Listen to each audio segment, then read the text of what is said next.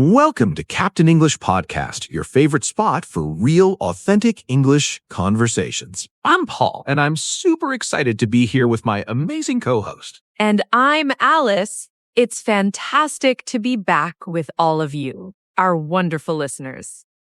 Paul, I'm ready to dive into some English goodness today. What fascinating topic have we got lined up?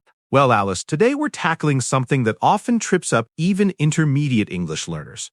We're going to break down will be and will have been, two phrases that sound similar but actually have quite distinct uses. We're going to make them super clear, super simple. Oh, that's a brilliant choice, Paul. I can already hear listeners nodding, thinking, yes, finally, these can be tricky. So, should we start with will be? It feels like the more common one, right? Absolutely.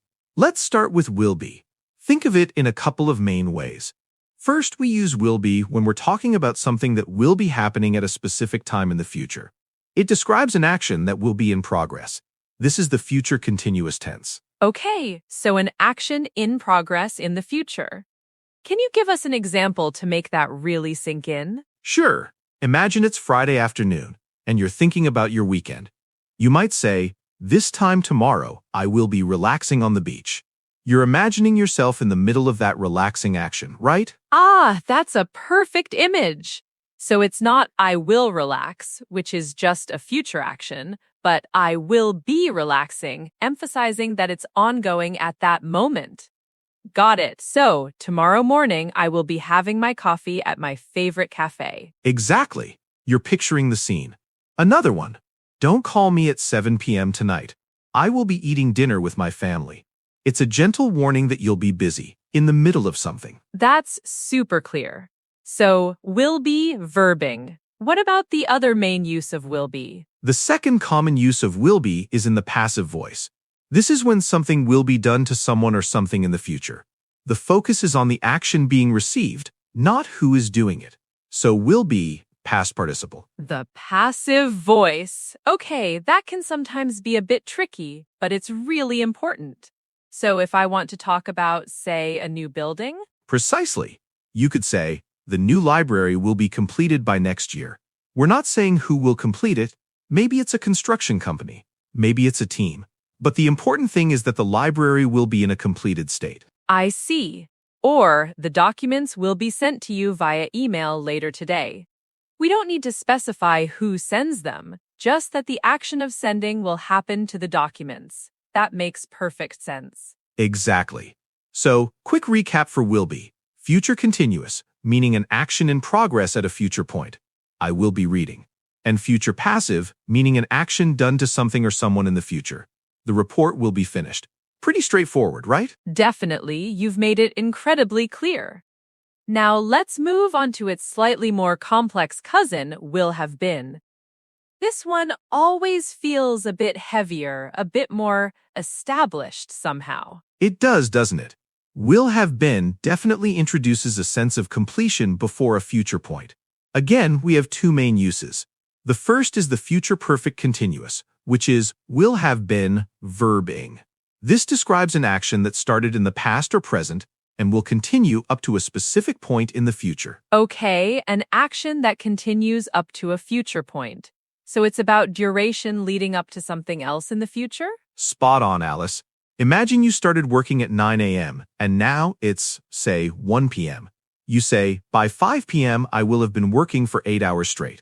That 5 p.m. is your future point, and the working started earlier and continues until then, completing 8 hours of work. Wow, that's a long day. But the example clarifies it perfectly. So it's about the duration of an activity leading up to a future milestone.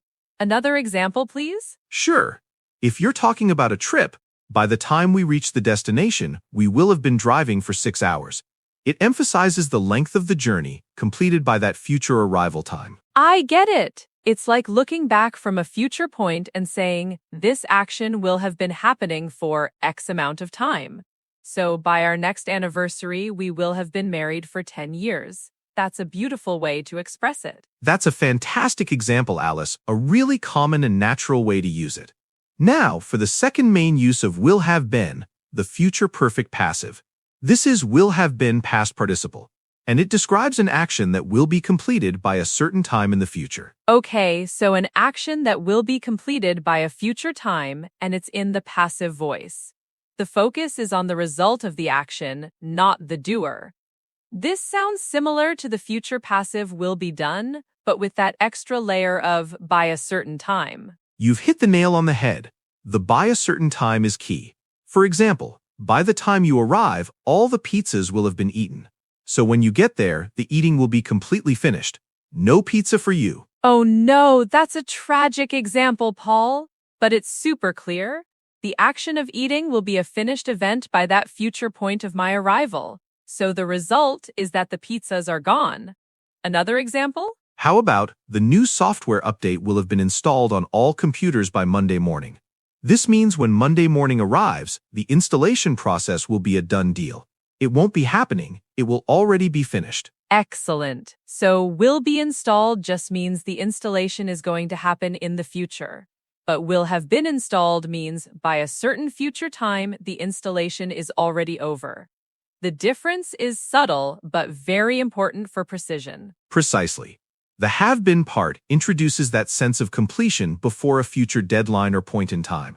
It's about looking back from the future and seeing something already finished. All right, so let's try to put them side by side a bit. Can we compare a will be and a will have been sentence directly? Absolutely, that's a great idea for our listeners.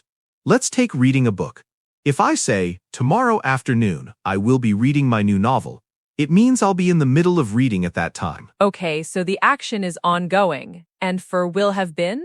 If I say, by tomorrow evening, I will have been reading this novel for 5 hours, it means that by tomorrow evening, the total duration of my reading this book will reach 5 hours. The focus is on the accumulated time spent on the activity leading up to that future point. That's a fantastic comparison, Paul. It really highlights the duration aspect of will have been that isn't present in will be for ongoing actions. What about the passive side? Good point. Let's think about a project.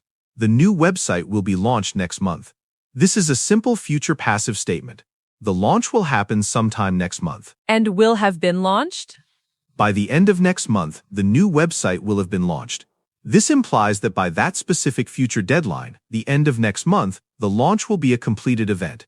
It's not just happening, it's already done by then. The distinction is so clear when you put it like that. Will be talks about an ongoing state or an action taking place in the future, or an action done in the future. Will have been talks about something that will have been continuing for a period up to a future point, or something that will be completed by a future point. Exactly. Think of will be as looking forward to a moment, and will have been as looking forward from a moment, to see what's already done or how long something has gone on. That's a brilliant way to conceptualize it, Paul, looking forward to versus looking forward from. I think that's going to really help our listeners cement this in their minds. I hope so. And a little tip for everyone when you're using will have been. You'll often see time phrases like by next week, by then, by the time, or for X amount of time. These are usually good clues that you need that have been structure to show completion or duration up to a future point. That's a fantastic practical tip. Those time markers are super helpful. And remember, repetition is key. Try forming your own sentences using these structures after listening to this episode. Practice, practice, practice. Absolutely. Don't be afraid to make mistakes. That's how we learn. And if you're finding these explanations helpful, and you want more clear, detailed English lessons like this, please make sure you hit that subscribe button wherever you're listening to Captain English Podcast. It really helps us out and ensures you don't miss any future episodes. Yes, subscribing is the best way to support us and keep learning with Paul and me. We love bringing these conversations to you.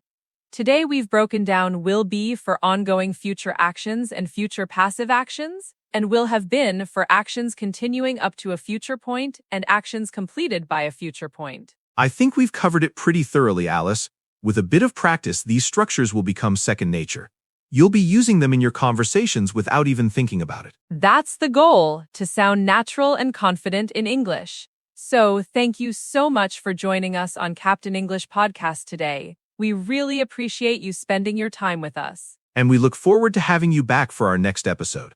Until then, keep practicing, keep speaking English, and stay curious. Bye, everyone. Bye for now.